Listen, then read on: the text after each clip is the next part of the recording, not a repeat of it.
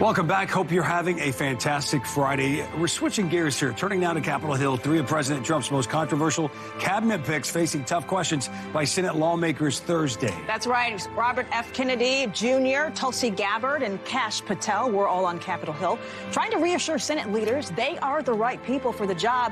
And senators on both sides of the aisle expressing concerns around the nominees. Let's get to our political panel to break it all down here on this Friday. Elizabeth Mitchell is a reporter for the Daily Signal. Also with us, Raj Goyal, former Kansas State representative and Democratic strategist. Welcome to both of you. We appreciate it.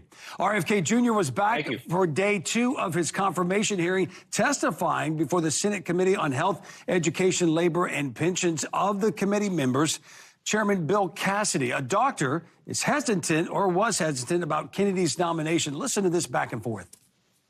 My concern is that if there's any false note, any undermining of a mama's trust in vaccines, another person will die from a vaccine-preventable disease. Now, my responsibility is to learn, try and determine if you can be trusted to support the best public health. And that is why I've been struggling with your nomination.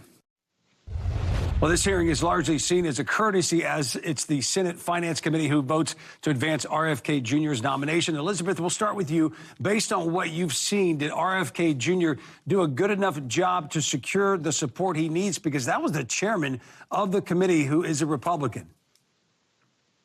Thanks for having me. I think he had some pretty strong responses to the concerns raised by both Republicans and Democrats in the Senate. He said that he is not anti-vaccine, that he would not tell Americans not to get vaccines, that he would support the vaccination schedule, but would just support Americans being able to choose whether or not they vaccinate their kids on those schedules. He said that he's pro-safety and really made his goal of making America healthy again clear in his confirmation hearing. Yeah, Raj, he got hammered from both sides. Did he do enough, you believe?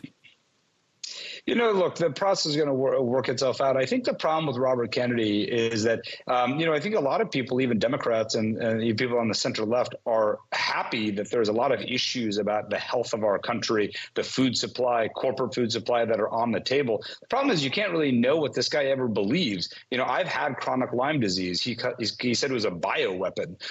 He couldn't answer basic questions about Medicaid and Medicare. So he's backtracked on his abortion policies. Now he says he'll serve Trump's policies. So I think there's just a sense about who Robert Kennedy actually is. It's clear that he's got a passion for health issues, but how he'll actually effectuate that, I think, is a big open question. As to whether or not he gets confirmed, of course, that's up to these senators, and the process will play itself out. I will say one note, which is this is actually the advice and consent process working quite well. We're having a discussion. It's a bipartisan, almost nonpartisan process of saying, let's get on the record what you stand for and what you don't stand for. And this is actually the process that was laid out in the system.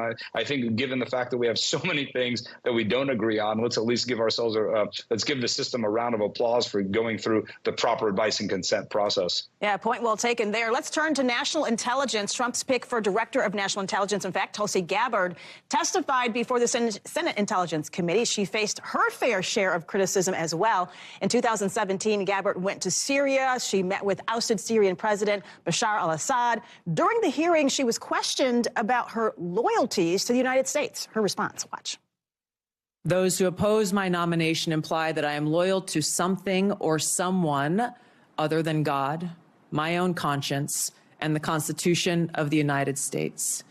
Accusing me of being Trump's puppet, Putin's puppet, Assad's puppet, a guru's puppet, Modi's puppet. The same tactic was used against President Trump and failed. She focused a lot on those tactics. Raj, as one of 2 former Democrats nominated by Trump to serve in his cabinet, was she able to make the case that she has what it takes? Well, I think if you look at the actual job she's nominated for, she's got a much tougher putt than I think the other nominees, because when you think about the intelligence community, this has generally been a nonpartisan set of issues. And so Tulsi Gabbard comes in not only with some questionable associations, but frankly, again, like Robert Kennedy, oftentimes it's not the policies and it's not the substance, it's the prevarication, it's the actual shifting of knowing where this person actually stands. You know, in that famous exchange she had with Senator Michael Bennet about whether or not Ed Stone's a traitor, I think many people were just left a little bit short. Like, why is it so difficult to call somebody a traitor who's clearly defected to Russia? And so these are the kind of questions I think senators are genuinely bringing up. The Wall Street Journal fronted a story this week, of course, about her ties to a sect and to what is, I think, rightfully called a cult. And, you know, I've known Tulsi Gabbard since she was actually elected as a center-left Democratic congresswoman from Hawaii. And so she's had quite a political evolution, that's for sure. All right, Elizabeth, Raj, a final question here in the importance of getting these people confirmed, these nominees, because, Elizabeth, as we've seen the last week since Wednesday, the Secretary of Transportation, Sean Duffy, front and center, Pete Hegseth, front and center. How important is it for these remaining to get in office or be confirmed? It's crucial. I think the horrible tragedy of the plane crash recently really shows the necessity of getting these people confirmed quickly. It was great that Sean Duffy had been confirmed in a timely manner so that he was able to immediately respond to this crisis. Pete Hegseth as well was able to release a statement quickly on this because he had been confirmed. And so I think it really does show when we have tragedies like this that we need his cabinet confirmed so that he can do the work that Americans elected him to do. And Raj? Yes, if I could say a personal note, you know, I'm from Wichita, Kansas. And so when I got the text that night, you know, I certainly couldn't sleep that night. And it's been a really all-consuming thing. All of us fly, a lot of us fly into Reagan National and seeing new footage today. It's just such a horrific tragedy.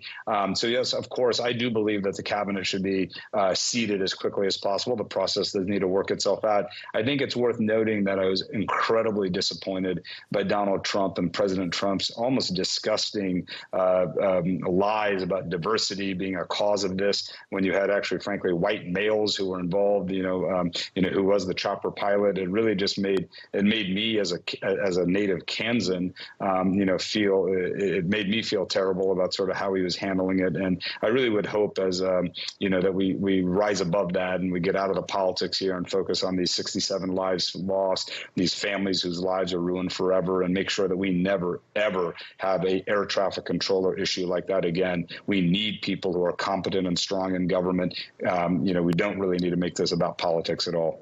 Yeah, and Raj, we've noted the timing of that. A lot of people are saying that was horrible timing to do that. So we appreciate you, Raj Goyal. And again, praying for you and your constituents and everyone surrounding that area. We know what you're going through, and this is a heavy burden for you to take on, as well as the mayor who we had on earlier from Wichita as well. Elizabeth Mitchell, Raj Goyal, thank you so much for being here, joining us this Friday. Thank you both. Thank you.